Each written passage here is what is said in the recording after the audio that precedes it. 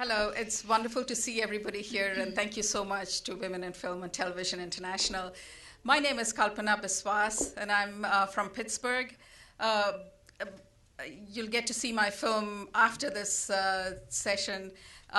It's called Jewels of Kandahar, and it's about and I decided I'm a non-traditional filmmaker. I was in business and marketing research before I actually decided to move into filmmaking. So the trajectory has been very different.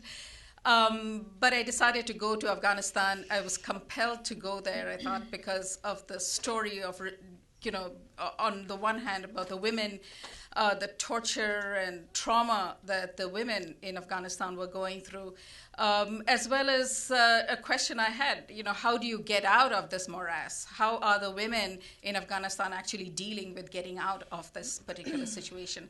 So that's what I did. I went and filmed there. So I have this whole sort of journey and the challenges and all of that I go through, but we can talk about that later. But I'm from the Pittsburgh chapter, Women in Film and Media, Pittsburgh.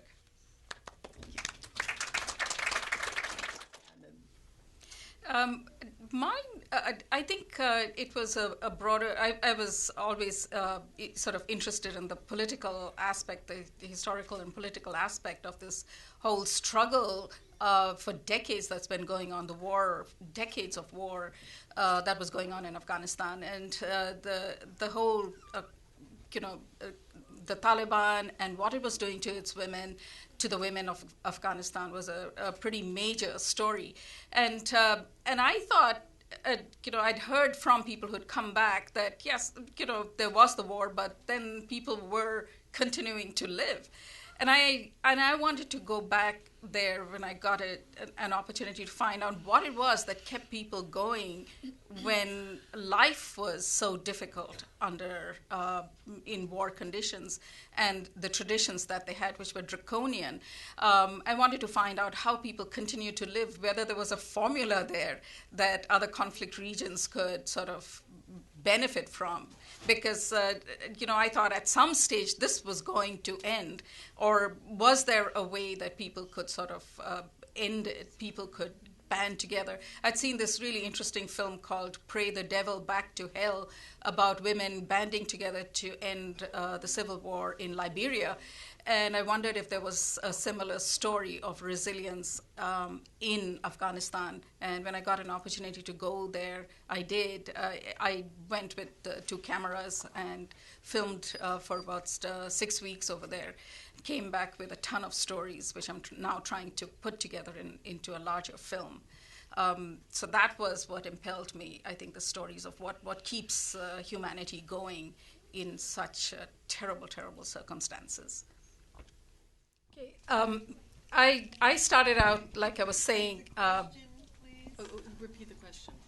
Okay, the question was the kind of, she's an aspiring filmmaker, and she wanted to know what kind of equipment we used, the cameras and the other equipment. Mine was very basic because, like I was saying, with a lot of people like us, that was, as I keep saying, I'm a non-traditional filmmaker, sort of starting out from scratch.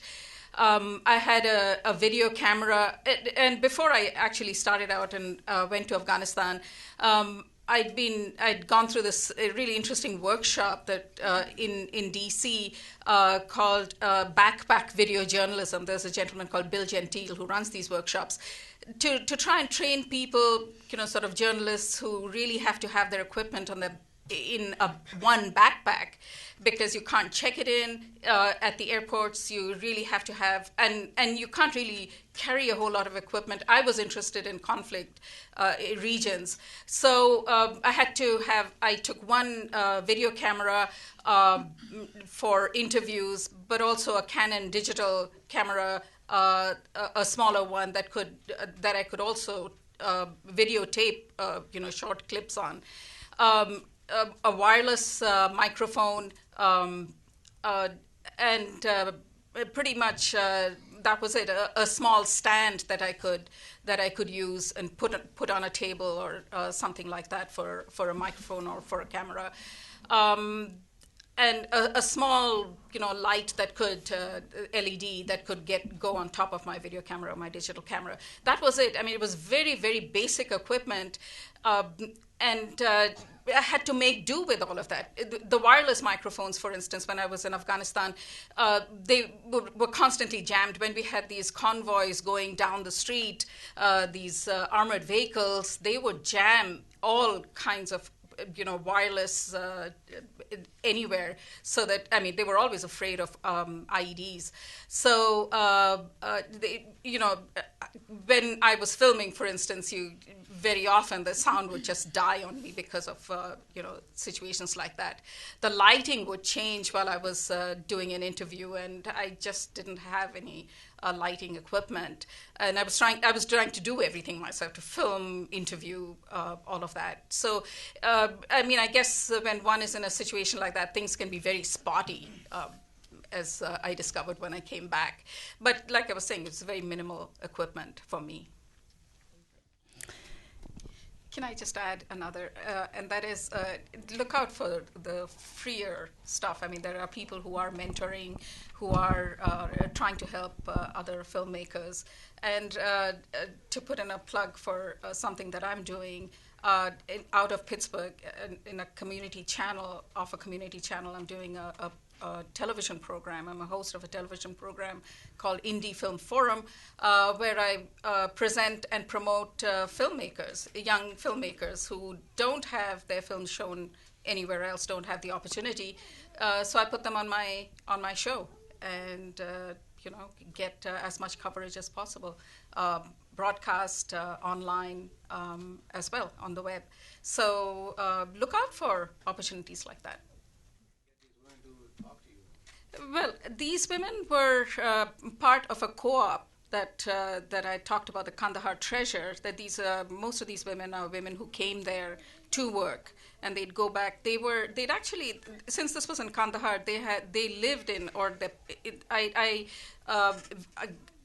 interviewed them and got the story of their past as well. So I have these long, extended 2-3 hour interviews with a lot of these women. They talked about their life in the Taliban villages in the past. So I didn't actually go out into the villages. I couldn't, because it was so unsafe, and I was by myself, essentially. So I couldn't actually go out and film in the Taliban areas. But I did get them to talk to me. I stayed there for 6 weeks. So it was only after the 3rd week or so that they started, trusting me enough to tell me their stories. And their stories are incredibly harrowing stories. I mean, it's unimaginable what each of these women has gone through to get to where she is today. But some areas that I was able to get to were the ones where you have this graveyard of these tanks and things like that that I have. A lot of it was shot from cars as we sort of drove past, because we couldn't stop anywhere. So when I looked at the footage, there's always this sense of movement, and I had to keep telling myself, there was no way I could stop, even when I was in this marketplace, for instance, and I was given, about 3 minutes where I could just pan. I was trying to film. I had a couple of other people with me, sort of as bodyguards almost. But there was this whole fear. There was this huge marketplace where there was this, the rumor started very soon after I started filming that I was a Pakistani spy, because they had heard rumors that morning that 6 suicide bombers had come in crossed into Kandahar. So after a point, initially, I passed myself off as, I'm originally Indian, they seem to have a very fond relationship with India because of the Bollywood songs that they would sing. Even the police, a couple of them stopped me and told me about how they had watched Raj Kapoor or whoever. So that kind of helped. The fact, and people do like to be on camera. So to that extent, there was an initial sort of interest and wanting to be on camera, but very quickly that changed. And I was told that you should never be more than 5 minutes in a particular spot, because then things start happening. And in this particular case, things did start.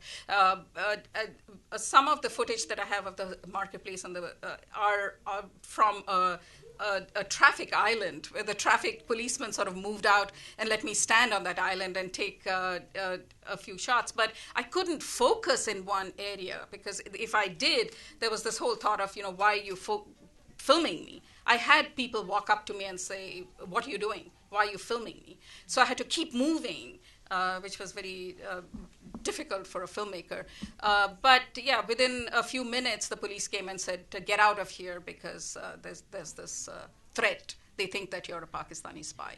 So they sort of dragged me away from there.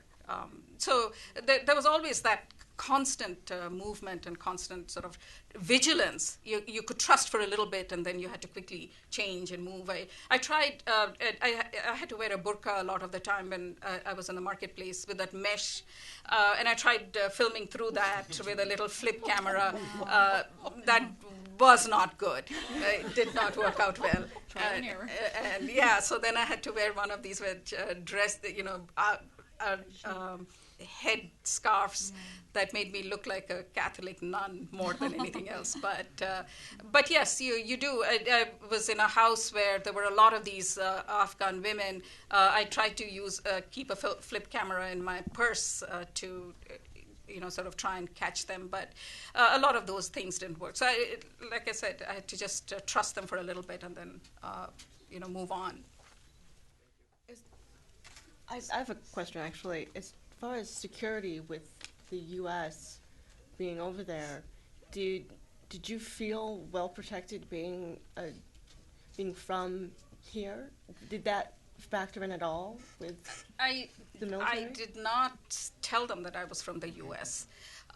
When I walked into at the airport, for instance, they stopped me when we went in, as well as when we were leaving. When we were leaving, I was photographing the driver and a little child who was there. I kept hoping that I could kind of use them as the sort of subject and then capture a little bit of the background. The last bit where I was just photographing this child and this driver, I had the police come in and say, show us your camera. And I said, I was just filming, just capturing these, photographing these children. And they came up and they said, let us see. And I had other stuff on my camera, but the first few, fortunately, the last few were of this girl and this driver. And I said, look. And they looked at 2 or 3 and they said, all right, fine, go. So the thing is, I wore clothes that were Afghan. I passed myself off as Indian, including slippers and things. They said, you can't have any of the slippers that you're wearing over here. You have to have these plastic slippers that look like, Afghan slippers. As they say, strangely enough, they seem to know whether you were an alien out there from the way you walk. I mean, I was covered from head to toe in a burqa, but people could tell because of the way I walked or the kind of slippers I had. So I just stuck with local women all the time. Or we were in cars whenever we moved from one place to another, we were in cars. But even in the cars, I was told that it was more what the Taliban might think, or more what the people around might think. Because even when I was in a car, they kept telling me I should put my burqa on, because this whole thing of making eye contact with a person on the street could get us killed. Because the fact that I could show my face and somebody could actually see me looking at him could get me into trouble. So that was more scary. And I found that the women there, they were constantly, the thing is, you didn't have bombs falling all the time. So you could go through several days without bombs falling. But once, or without hearing of a bomb. But they seem to be much more concerned about being caught with their ankles showing, or with them doing something, being in a place where they shouldn't be. This whole, Taliban police, there was this fear of what would actually happen to these women if their uncles saw them, or their grandfather saw them, or their husband saw them. in a place the way they shouldn't be. So that seemed to be much more frightening to everybody.